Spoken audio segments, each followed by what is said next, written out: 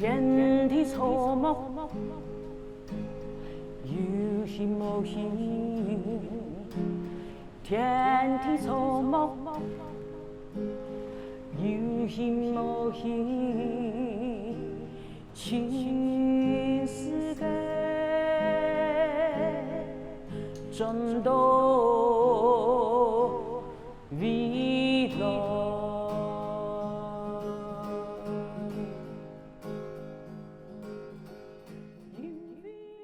李克先生写了本《卖盐1944卖盐》，事实上已经超过30年了哦。佢喺在1994年嘅时间出版。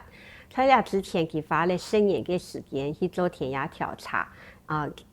后又经过3年嘅书写。做嚟讲，佢係對佢差唔多49歲就開始來寫呢本書嘅準備啦，然後一直到佢差唔多過了19年，才攞佢出版。呢版我哋我想攞佢辦了分享會，主要係因為講呢本書已經出版超過30年了嘛，再加上市面上可能就一難買到呢本書咧，好在呢版哈維會支持我哋出版李克全集。李克全集，呢度就做嚟講，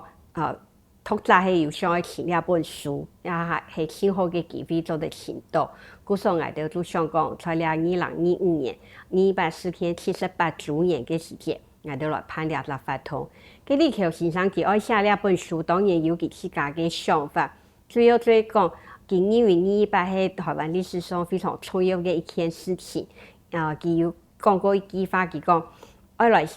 表現218所有嘅樣貌呈現228的全景，係佢認為講作為一個作家佢嘅天職，故所呢完成了本書之後，伊也知道講佢完了本台灣歷史嘅一個生態嘅記憶。那我就講218事件老李克先生本身佢嘅家庭背景也有啲關聯，因為佢爸爸林茂芳在日本時代佢係農民組合太府支鋪嘅支鋪長。到了個1947年218事件發生嘅時節，因為佢在地方上就講係得人望做得兩頭大家，故所在了218事件發生嘅時節，佢爸爸就到街坊去主動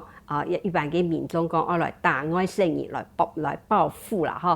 嗬。唔過呢按樣嘅一個行通過了幾多年，結果李克先生嘅爸爸他本人用一種到教唆暴動按樣型嘅名義，然後佢做起來。經過呢件事情幾多年之後，佢爸爸講伊幸運又轉到屋企，不過後來佢幾多性格就變態咧。故所218事件對李克先生來講，有佢自家家庭嘅背景，有佢對幾多台灣歷史嘅記憶和認識，故所呢佢就想要來完成了個小說。花了非常長嘅時間，做了10年嘅田野調查，過下來3年啦，才攞佢出版。這張照片呢，是在1989年的228，那個時候台灣剛解嚴沒有幾年哈。那李克洛斯他在台北市南京西路這個228平反遊行運動的遊行，他做了一個街頭的演講。那這張照片其實是很有名的，從整個民主化歷程中做了非常多記錄的攝影家邱萬新先生，他知道說我們要辦這個活動的時候，他無償的主動的提供給我的，那這是非常珍貴的影像，所以我在這邊分享給大家。好，那這個就是當時在1989年街頭演講的時候的那個盛況。好，大家想象一下，在那樣一個2月份很寒冷的街頭，在那樣一個才剛解嚴，台灣的意識正要往上浮起來的那樣一個階段，有這麼多人去關心一個被壓抑了很久，這麼的講嘅一張話題，一張議題哈，228。好，接下來，那這張照片呢，邱萬新，我都叫小邱大哥了哈，他捕捉到李克洛斯在當時演講一個非常生動的一個身影，他指着一個地方。他指着什麼地方呢？在這個訪問裡面，李老師他自己有說，來下一張。他說：台北市我完全冇熟，不過南京西路344號呢片才演翻幾片，我一下呢個公差，我冇做合起來，就有法都請得到，因為為到228，我去了挺多擺咧。他說他這個地方他閉着眼睛都找得到，他去了太多次了。那我想李老師的文學最有名的就是他的文學跟台灣歷史的這樣的一個結合。他那种非常独特的，要透过非常深厚的田野调查方法，然后文献档案的爬书整理，以及口述的调查这样的一个过程所书写的作品，其实非常非常的多。最有名的是埋源1947之外，他其实写台南的交八年事件，那么早以前事件，他也是到台南当地去访查的。那在这样的一个过程中，李老师在228这件事情这个议题上，他到底在田野里面有哪些重要的发现？那我就分享几个李老师他在访问中他经常提到的有关228的田野。那这个部分可以帮助大家在阅读《埋源1947》埋源这个小说的时候，去理解这后面李老师所下的功夫。他其中讲第一个渊源就会引 V 地球肉食甲爸爸，李老师的父亲叫做李木方。那李木方他在日本时代，他其实就是农民组合大湖这个小地方支部的支部长负责人。那在战争结束之后，在当时的地方上的治安的维持，因为他曾经是日本时代领导农民运动的人，所以他的父亲就被推出来维持地方大湖苗栗这样一个凡内拿这附近的一个治安。到了228事件发生的时候，李老师说那一年他大概12、13岁。他亲眼目睹父亲从家里被叫到街上去，因为街上有一些骚动，有人要打那个外省打阿三呢。那他父亲就被请到现场去，那他就去维持秩序，然后在那混乱中，就是说太阳莫大了哈，在那混乱中，他就看着他父亲被推倒，然后脚陷入水沟。可是呢，因为他的出面讲莫大外省人，所以事情就没有扩大。那大湖这个地方这个事件就平息了。可是呢，没想到1年之后，1个多月之后，李老师的父亲李木方被用领导暴动的名义被抓起来了，所以他的父亲在那个当下是被抓走的，然后被关押到桃园那个地方去。那据说他曾经就是已经被活埋了，等于就是可能会有生命的危险了啦。可是那个时候，苗栗地方上一个政治上有势力的人士叫做刘定国，因为他认得李木方，就救了他。所以李老师的父亲在228的这个事件中可以说是擦身而过。可是这个东西对他们家庭一个很重大的影响，就是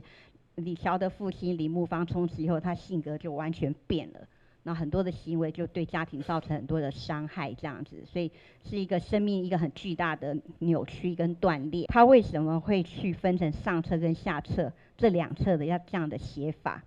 我们阅读上册的时候会发现那里面有非常多他融汇了他所知道的有关228档案历史资料，他的田野资料，所以那个历史性史料的性质非常的浓厚，可是他又转成某种文学性的写法。那真正虚构所谓 fiction 小说的部分是在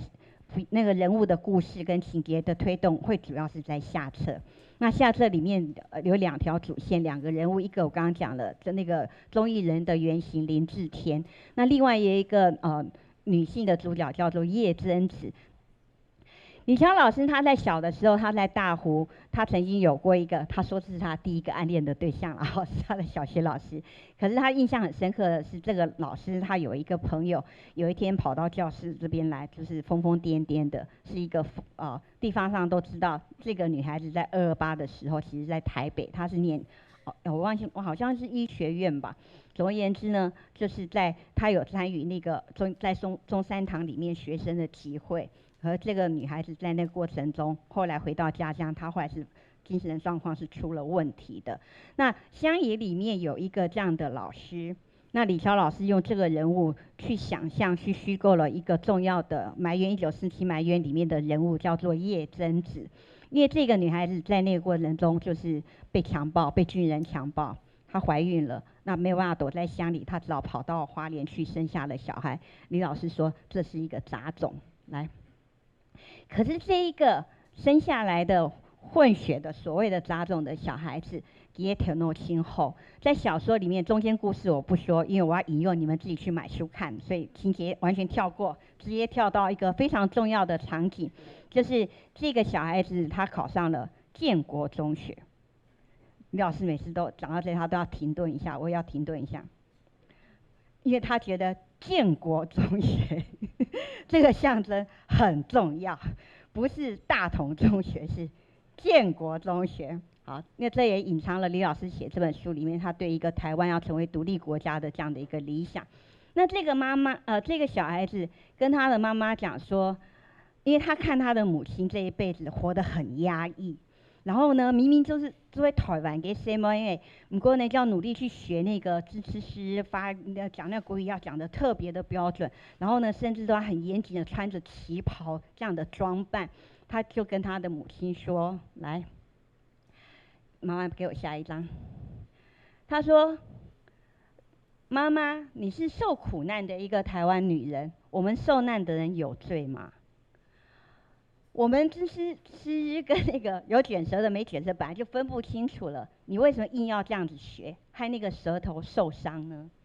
然后第三，你没有罪，那件事情和我也没有关系。所以呢，我有个人的生命，那我自己表现得好，我做你的好儿子，我成绩很好，你也是一个很好的老师。所以呢，就是他用这样一段，那个楷体字就是小说里面的原文，这一段虚构，李老师说。他所谓呈现228远景之后要呈现的意义，释放的意义在这里。苏难给你抹吹，受难的人没有罪，有罪的应该是让人家受难的那个对象。然后每一个人的生命都是珍贵的，不管你是什么原因来到这个世界上。即使像这个小说里面这个小孩子，他叫做朴实，李老师故意取的这个名字用日文发音跟恨。跟日文的发音朴实跟日文的恨那个声音是接近的。妈妈为自己的小孩取名叫做恨，他内心里头其实有一种怨念。可是吕老师说，他借由这个小孩子跟妈妈讲说，哪怕是被禽兽强暴所生的孩子，在这个世界上他也是完整而独立的生命，就是他上一辈的罪恶你不需要承担，那你唯一要做的事情是什么？是你珍惜这个生命之后，你要振作起来，你要坚强起来。所以这一段就李老师常举这一段当作例子，就是他所谓的释放意义。那228这个苦难不是我们台湾人去要来的，可它已经临到了我们的头上。这个东西在我们的集体的生命、我们的历史记忆里面刻下的那个伤痕，我们没有罪，受苦难的人没有罪，而是要自己振作跟坚强。但是我可以告诉你，什么人写了？什么人写的？我写的，只是现在想起来，我当时怎么这么大胆，那么壮啊！我敢写228，我不知道，只有呢，台228的完全台228的书，台湾只有那一本啊。我台湾主题是什么？有台湾人经过228的这个伤害之后，那些台湾人要起来，要独立，没有讲得很清楚，但是读了这个书的人一定会感觉到台湾要独立，要属于台湾人的，台湾人要扶手把它壮大起来啊！求人没有用啊，我们自己要壮大起来。像这些东西，红楼也更应该做啊。有一天人家打我的时候，我要他对打，我不会白白给人打。祖传的木剑，日本的那个木剑，结果嘛暗闯哦不好挥舞。我这么老打死有什么关系？锯掉一截。打死很好哦，打死很好。比较利落。我没有关系。台湾，我没有替台湾尽了多少力。用写文章不够，我还要去出手。用写文章不够，我还要出手。那出手，他给他发这种出书哈，不见得真的是伸手去猫人家了哈。其实它其实就是一个行动的意思啦。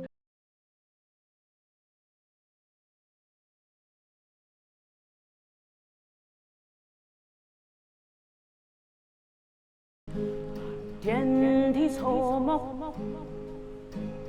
有形无形。天地草木，有形无形。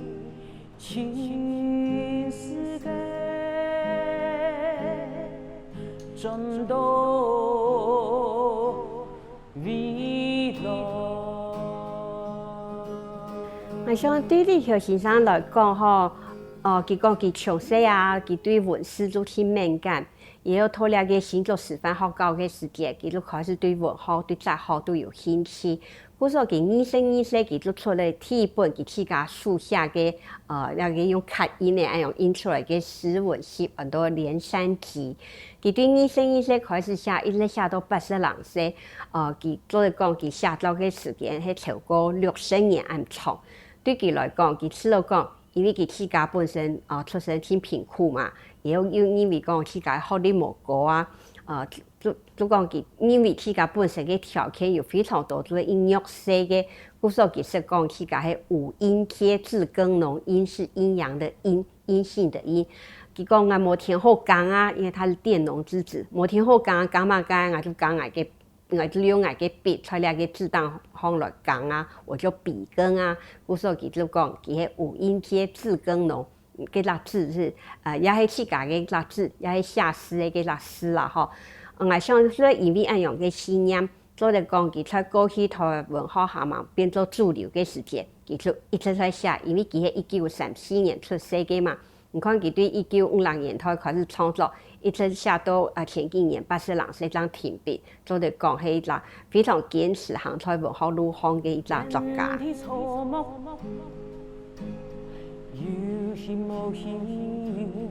其实小孩子不太会观察父亲这件事情哈，那所以就是意识到说爸爸写作这件事情是就是生活里面也是一个常态的时候，那时候也自己也比较长大了啊。那就是可能国中啊、那个或者是小学到国中这个时候，那时候差不多就是70、80年代的时候，就是爸爸正在开始写作《寒夜三部曲》的时候。那因为那时候家里也会有一个书房，就是那个算是很神圣的地方，我们不是可以轻易的可以踏进去，要不然经过的时候要很安静，所以当然就会去注意说，哎。这个是一个特别的场景，或者是一个特别的地方，所以后来进去有注意到，就是墙上有贴满了就是李小老师他可能田野调查的所有的他的作品里面需要的人物啊，或者是这个历史的时间啊，就是表格非常的多啊，这是我印象很深刻的啊。那但是其实也是后来才知道那是《寒夜三部曲》，我们只知道说那边就是爸爸写作的地方，他写什么东西。或者是说他耗费多少的心力，还是要长大以后才会知道。只是回溯说，原来那个神圣的地方就是爸爸写作的地方。然后当然印象很深，就是爸爸应该是一个很用功的人，因为表格非常的密密麻麻啊，然后里面有很多的人物。后来就是说，原来那些人物就是《寒夜三部曲》里面出现的那些名字。就是才会从记忆跟这个成长之后的一个理解做一个结合。那我今天要来讲我的爸爸，其实要跟大家讲，就是其实我跟他不熟，好，就是我对他其实蛮陌生的啊。那个因为在他创作的过程里面，也正是我在追寻自己是谁啊。我是一个成绩很不好，然后就是不知道未来前途要怎么样，我考不上大学。那我父亲就是说，我们家的小孩子只有考上大学，人生才会就是有颜色啊，因为家无恒产，你们只能考上大学，改变你们的生命啊。所以唯一的路就考大学。那摆在我面前就是我考不上大学怎么办？那他就说，那你就去进工厂啊，去当个女工。那我妈妈那时候就是安慰我说啊，其实当女工也没什么不好啊，那就将来认识一个男工啊。然后我就说，那生一个小工吗？哈，就是我们家里的一个状况就是说，我父亲其实是一个像天一样的一个存在，就是所有的生活里面的规矩啊，这个或者是生活里面的一些价值啊、原则啊什么都是他定的，我们就要遵循他去啊。好，那接下来我想要讲一下，就是说我为什么跟他不熟哈，我就要一点证明哈。那顺便跟他的作品做一个连结哈。那个他在1977年写的这一个《结义西来安》啊，我之所以讲，就是那时候他44岁，我只有15岁哈。也就是说，那在同一年啊，其实在1977年，韩烨也是开始起稿。我要讲就是说我今天准备的资料，其实是因为在大概应该是就是感谢客委会能够就是支持我们这个出了这一套这个李乔的全集的时候，那我负责就是他的人生哈，就是他的历史哈，就是他的生命的这个历史，在爬出他的生命历史后看到了这些资料，然后那这一个小说呢，我会有点意外，就是说他这部小说在写的时候，他的韩业正在起稿，也就是他同时进行两部长篇小说啊。那这篇小说对他影响很大，我想蛮多人也会知道，就是说他所谓的台湾意识从这边开始出现，因为他比较有趣的是说，其实这一个小说是当年蒋经国先生啊，他就责令就是说要能够写一些中国的一些代表人物，那先从台湾的代表人物开始写起，那他就被邀请要来写，那他就选择写余清芳的这个革命的事情啊，所以他爬出了300多万字。然后这个去了解，然后才发现就是说，有很多这个国民政府禁止查阅资料，他看到了台湾这样，就是他也是，你知道他是国文老师哦，他其实一直是教那国文老师，然后这个在家里也是我们家小孩也是国文作文都比较好啊。那他其实是早先的时候，他甚至是国民党员啊，国民党，但是他已经寄回去了哈，那烧掉了啊。那这个是说他那时候年轻不懂事啊。那也就是我一说这件事情，我所听到他说就是说，他发现有很多的历史不是我们所学的历史，就是在写这篇小说。17岁就是要考高中的时候，中部的高中我是考不上的，就名学校我不可能上，所以我就上了苗栗高中。当年的苗栗高中有个别称叫毛中啊，就是说大概考不上大学的学生就会进去啊。所以我是他在写他人生的一种就是他的作品的一个里程碑的作品的时候，我大概就国中到高中的时期，我不太可能知道爸爸在做什么，就是他要做什么事情是很伟大的，不知道，只知道他对我很严啊，偷看小说就被他打之类的哈。就我对他的记忆啊，你说他创作的时候你们有什么印象？就他还是继续很凶啊，他一直很凶啊。那但是呢，书房里面会贴满了他的所有的这个爬书的那些资料，我有这个印象这样子哈。那所以后来这个到了这个他代表就是这个埋怨1947的时候，他已经62岁了哈。那我差不多就是我62岁，我几岁？我已经30几岁，刚好33岁。我其实已经是那个就是现在北艺大。那前身是艺术学院的时候，后来我考上北艺大研究所毕业哈，就刚好是研究所毕业。意思是说他写这个作品的时候，我也不在家，我在外面读书了啊。那这个讲到这个，我就稍微补充一下，就是在这一段那个我茫然的国中、高中那个时期，不知道前途是什么时候。那这个跟我爸爸有相关的，就是后来我考这个。当时那个我爸爸也有讲过，就是说我们家小孩子哈，因为我们家经济不是很好，就是说小学、国中、高中啊，这个你可以选择一次毕业旅行，啊，就我们家小孩子只能选一次啊毕业旅行，你看你要选哪一次哈。然后呢，如果你要重考啊，我们那个年代就是常是有重考的话，那你也只能选一次啊，就是考高中你要考一次，那你大学就不能重考。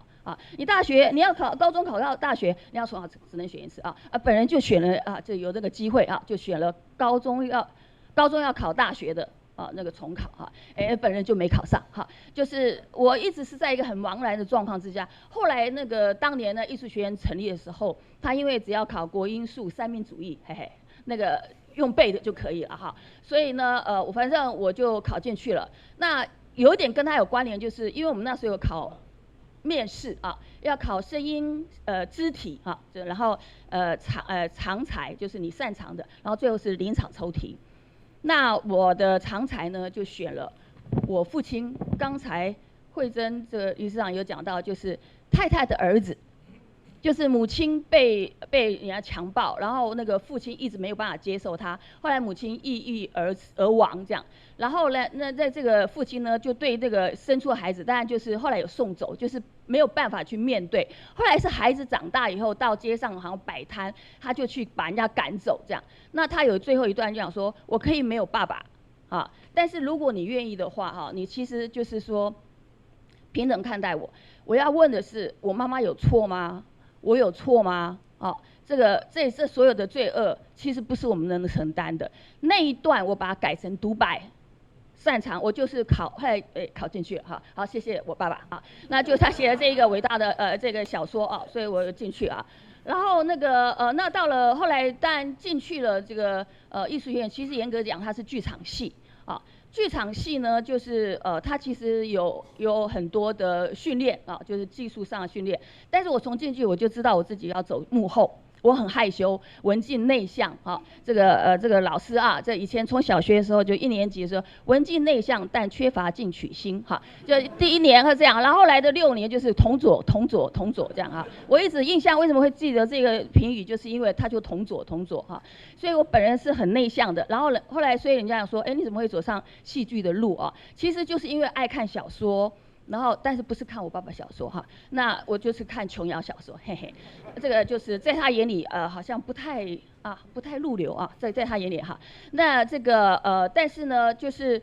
因为父亲是作家，你跟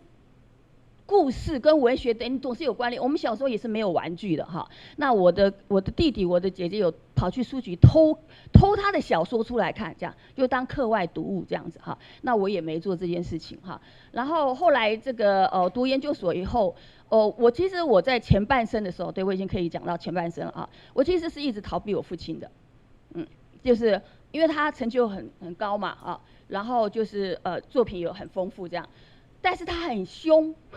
他很严厉，然后我表现不好，那你知道，就是这个成就不高的孩子啊，对于这个家里的权威，通常都是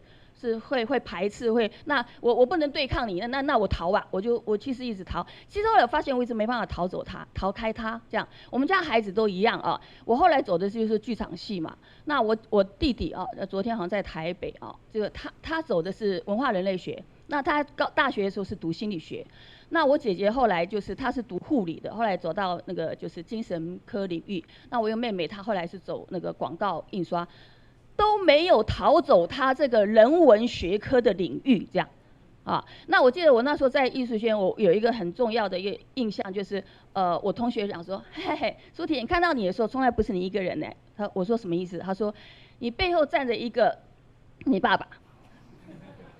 突然我觉得我的肩膀好重啊，非常的重啊，就是他站在我这，我没有意识，我其实没有意识啊，我一直想要逃开他，但他一直在我身边这样，好，就是没有办法离开的哈。那跟他的创作啊，这后来他这个开始70岁之后。但我是在他，当然我自己也开始在戏剧啊这个领域里面啊，去做这个追寻自我的过程里面，我有机会去回头去看一下我父亲啊，就是说他的作品啊。那他70几岁以后出现的这个《纣之环》啊，那这个然后是在2008年台湾的这个政党2次轮替的时候，他其实是陷入在一个非常的忧伤啊，非常的就是。沮丧啊，沮丧的，就是基本上他会觉得他前辈就是一直在拼的事情。台湾为什么就是如果大家还记得啊，2008其实是就是台湾的这个整个的政治方向是做了一个很大的一个转变，是一个就是所谓的好像快要失去的那种感觉。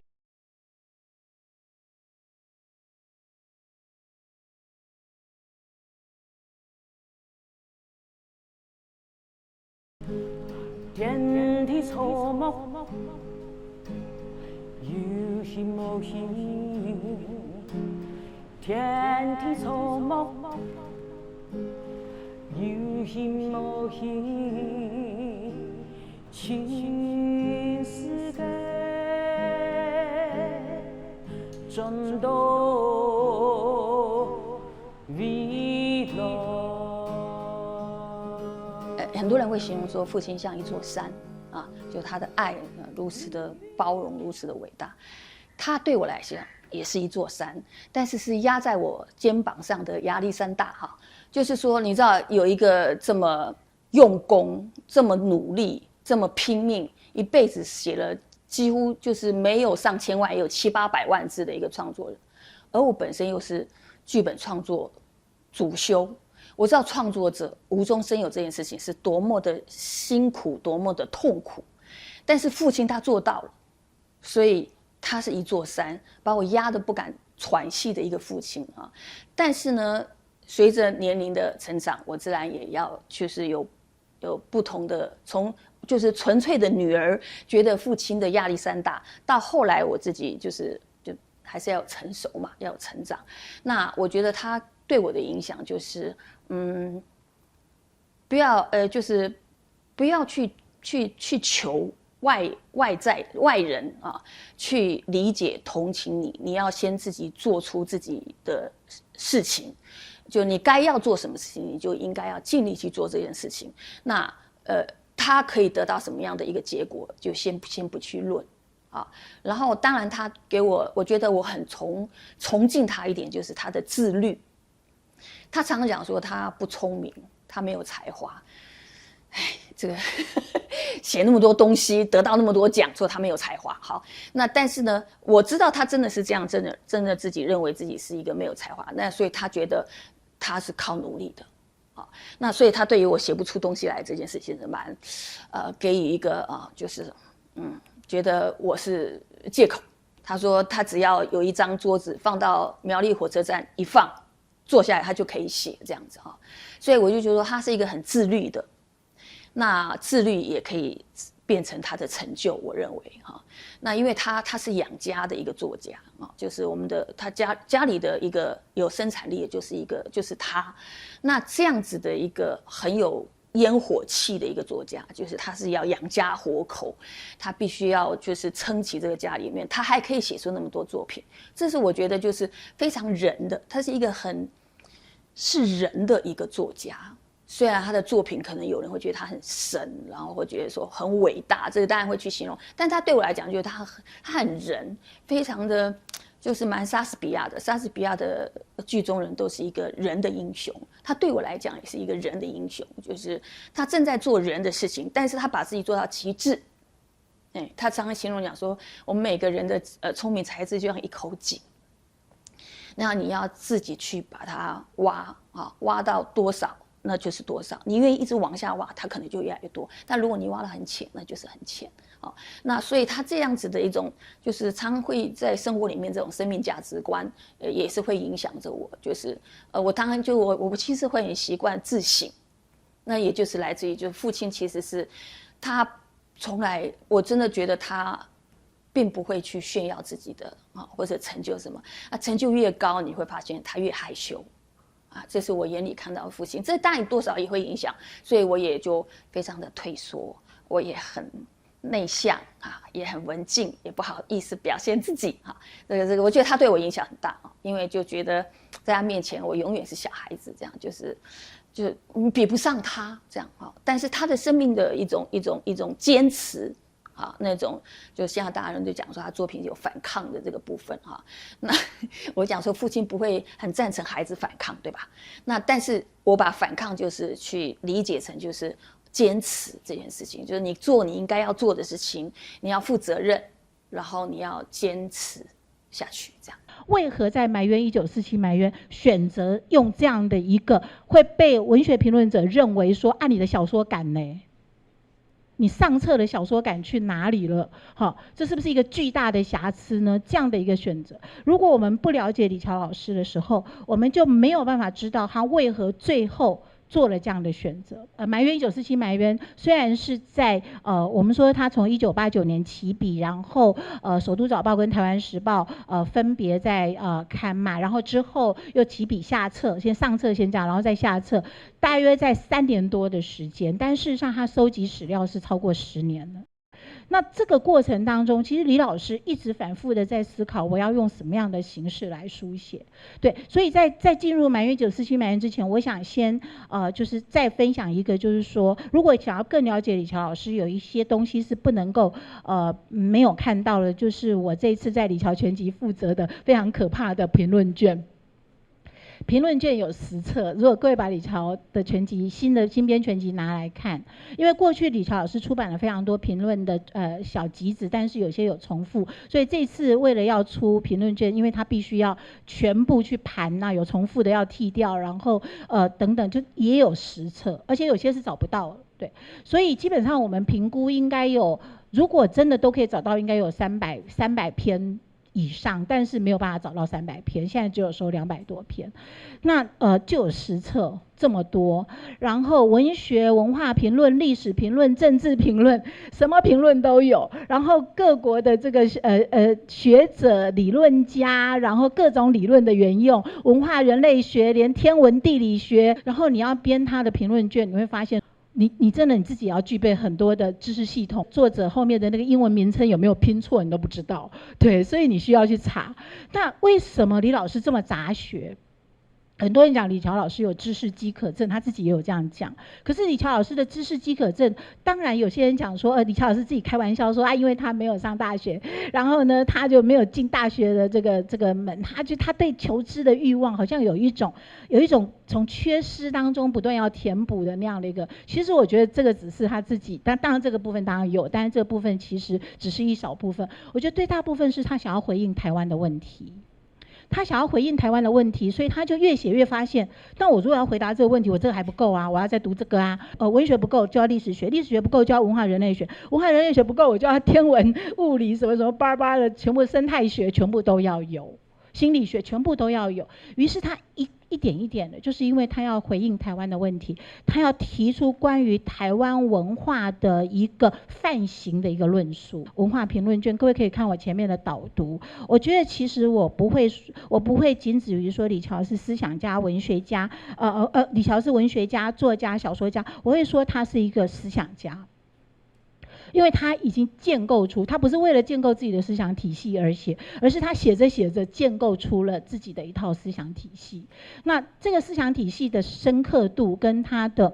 然也一直在回应自己的问题跟台湾的问题。如果了解了再回来看，我们说好回到埋怨1947埋怨，你会知道他为什么要这样子写。对，虽然说这个可能是对小说家来讲，难道他不会知道说上册基本是按照史实？对，然后虚的部分有，但是少。对，虽然下册的林志天啊、叶真子，其实在上册已经出现了哈，但上册有一些人物是真实的人物。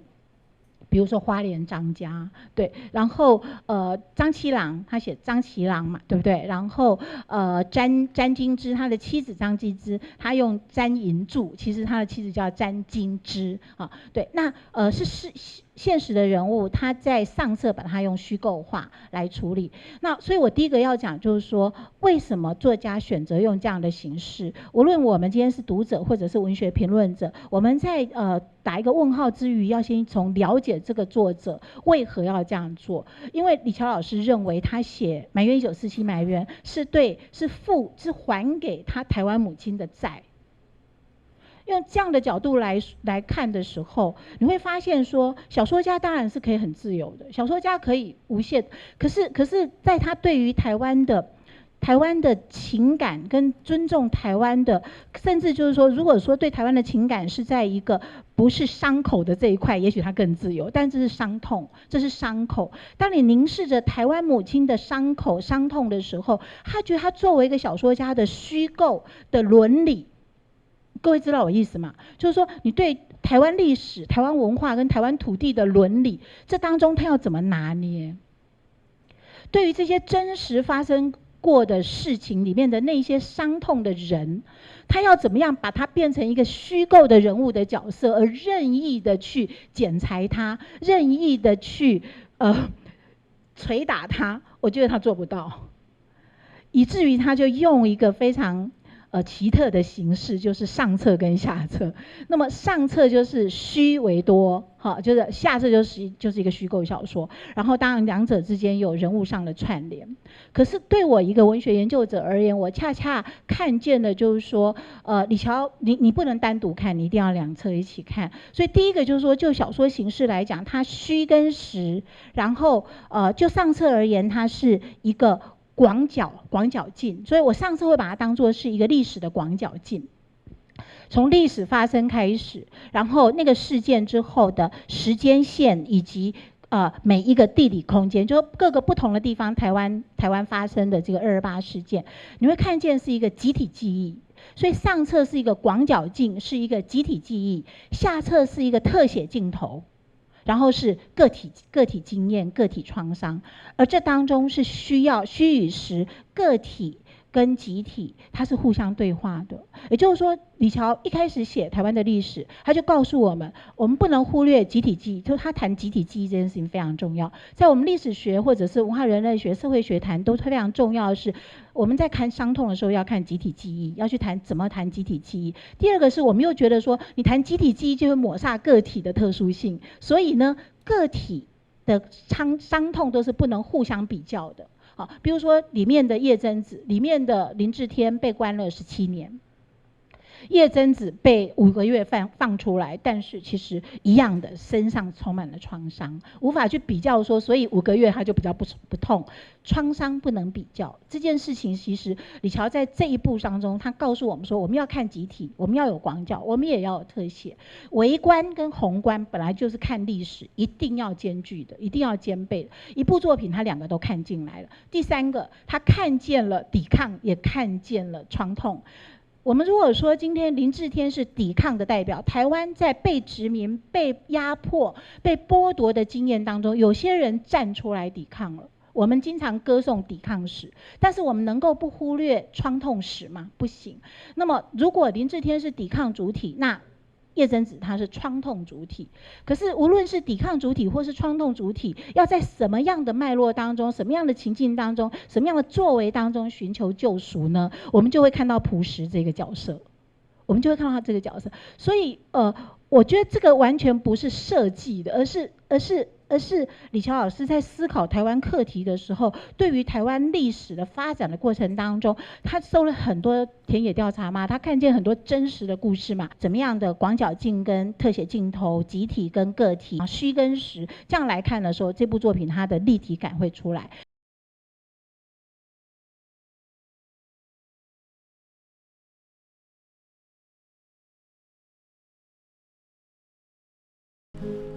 天地草木，有形无形。天地草木，有形无形。全世界转到未来。我觉得所有的伟大的创作者，他其实很多都是比我们在当时代的人看更远，所以他的作品的不管是形式啊、素材啊、思想啊，在那个时代都是一个比较前卫的。像埋渊，他是我记得是1989的那个时候，那时候他就去做田野调查，就查一些那个228事情。那个时候228还是一个就是比较禁忌的一个议题的时候，他去查那些资料，有很多是秘密档案，他就去查了。就是常常有人讲说啊，就是从他小说里面发现说，你怎么查得到这些东西？所以他真的花很多心力，他真的也是一个就是以身作则。所以有时候你虽然很气他为什么这么伟大，但是你又必须服气他说他那么伟大，我知道，因为他很用功，他很努力，他不是侥幸的。这一点我很清楚，所以就很无奈的接受他那么伟大。他跟他的妈妈讲说：“我们是什么就是什么，不要躲。我不认为那个恶魔跟我有什么关系。我是世界上另外一个新的独立的生命。”这句话非常重要，几乎是李峤对台湾独立的这个最主要的诠释。孤子新生，孤囝。孤哀子送别那个父权家园，回归台湾的母性岛屿、母性家园，跟回归母性的能动量，然后主体新生。那我觉得，如果我们这样读李峤的作品，那我们就会更理解李峤老师他对于台湾主体以及行动主体的诠释。我想李峤先生对我讲，因身体嘅影响，所以讲我过去虽然在太学读嘅係歷史呢。不過以我嘅年紀，我到過去學校啲都唔識有過台灣歷史嘅教育。我在大學畢業嘅時間，我係唔知有台灣史咁樣型嘅概念。我係非常無意中在學校嘅圖書館睇到李峤先生嘅《寒夜三部曲》，結果睇了兩本書之後，對我嘅衝擊非常大，甚至講改變我人生嘅方向。我睇兩本書嘅時間，一方面啲都所展現嘅種台灣嘅歷史。迄个非常陌生啊，过去毋是上过嘅。那一方面就讲，因为李克先生佢汉人嘛，佢也好像三浦桥地度啊，佢有用到非常多客家话嘅词汇、客家话嘅用词。我才拖了本小小嘅时间，我就感觉讲，有没有一种嘅熟悉感？不过又非常嘅陌生。样板讲呢？因为我都读太好嘅时间，我已经到台北生活挺久咧，我一句客话都唔会讲，也他们是客家话。故说李克先生嘅汉雅三浦桥对我嘅冲击就会讲，我因为我作为一个读历史呢嘅大学生，我经验对台湾历史冇任何嘅认识，学校也冇提供安样嘅教育本案，我就会去想到底发生了乜嘅问题。因为安样去，我后来就成为一个学生运动嘅参与者，社会运动嘅关心者。那一种对客家嘅部分，我係因为安样去，我就重新来學客話，用神學羅馬拼音用配課文嘅方式強水講起來坐下，然後去那邊我去查條安樣去來客家話念轉來。嗰時對我自家講嘢成當我有層層感受到講，李克先生用佢嘅文學對我講人嘅台灣意識、客家意識、族群意識有非常大嘅吸引。事實上作為一個跨世代的台灣意識的啟蒙者，我想呢一個封號啊，對李克先生身當來講，係非常多人都有共同嘅認知，有非常多人都會因為睇嚟李克先生嘅文學，讓開始去想台灣呢個土地過去發生過乜嘅事情，也係第一層嘅意義。第一層我知道很較重要，就講李克先生我感覺佢展現客家人一種非常重要嘅精神，就講唔管環境係樣扮現艱難。佢會非常堅持，唔看佢過去佢寫一種台灣歷史嘅文學，事實上冇乜嘅發表嘅講頭，你一看佢係像得過非常多獎啊，係像國寶級別作家，事實上佢有非常長嘅一段時間，譬如看佢就會做下一個默默無名的一個退休老師，甚至講老了之後，佢從頭就講啊，就會做下一個無人知己嘅老人家，唔過呢，佢按樣去在冇為到名，也冇為到利，但係為咗一種信念，佢就按樣堅持下咗超過60年。我知道呢一種意義對台灣文學史來講，也係非常重要嘅，也係一個非常難得嘅一個理念。每次看李小老師這個在談話的時候，他前面的開場都是各位鄉親父老兄弟姊妹大家好，所以我也借用他的這個問候語跟大家來問候哦。好，我想李小老師真的就像一個圓一樣，楊奎老師包括很多很多的為台灣這塊土地，不管是從文學或是從實際的行動的參與的實踐。我想真的，每一個生命都像一個圓，然後呢，圓又碰撞着圓，圓又交疊着圓，然後就形成了我們台灣這塊土地的堅實的一個力量啊。所以李小老師，然後我父親羅浪，早期也跟李小老師一樣，都是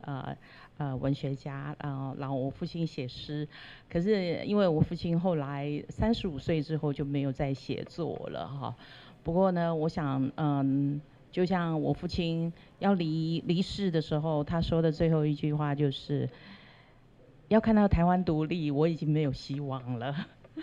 好，所以聽到這個話真的是蠻心酸的，就像李小老師或吳柔雷先生或曾貴海先生，楊奎老師他們都一樣，就是說他們立足在台灣這塊土地，他們知道這塊土地生養着我們所有的一切，建構着所有的一切，光明的力量繼續的滾動。好，那接下來我就為大家帶來這首《緣嘅春天永綿變來》。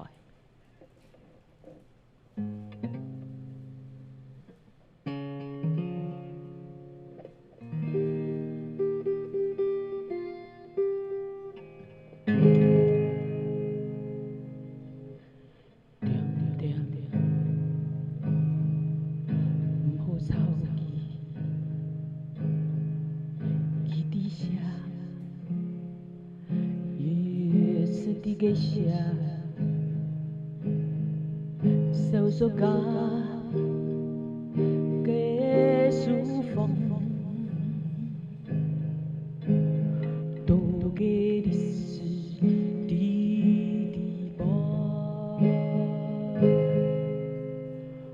好像李克文化做在讲起对一种台湾意识，还有一种对台湾土地历史嘅部分嘅种表达，已经係一种模型嘅资产咧。李克先生從頭講，我嘅文化已經寫出來。存下來即讀者樣板去加入嘅讀佢嘅書，去理解佢過去佢創造嘅想法。另外一方面就講到了6年都有幾年，事實上佢係呢非常關心佢台灣，關心土地，就講佢嗰種文化思想行通，三者合一嘅，按樣佢嗰種初心完全都冇變。天地草木。有形無形，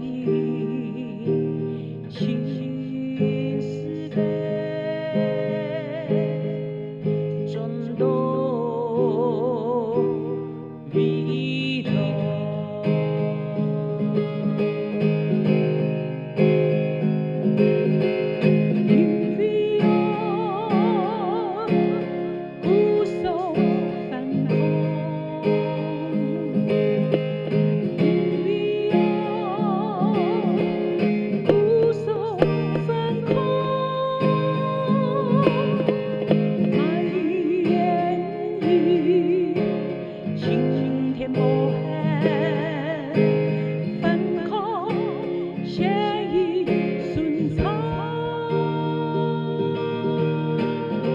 像係對文化部分，事實上李克先生佢也寫了非常多嘅文化評論。故說你係有機會透李克傳信嘅話，你會發現為了傳信有45本咁多，一啲都就有一個小小嘅部分，要有文化評論嘅部分。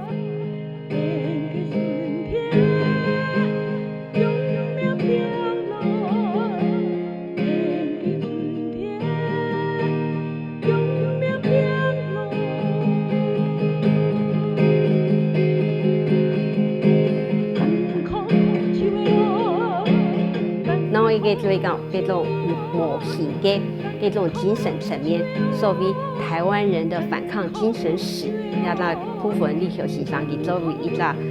典範，佢立下了一個標杆。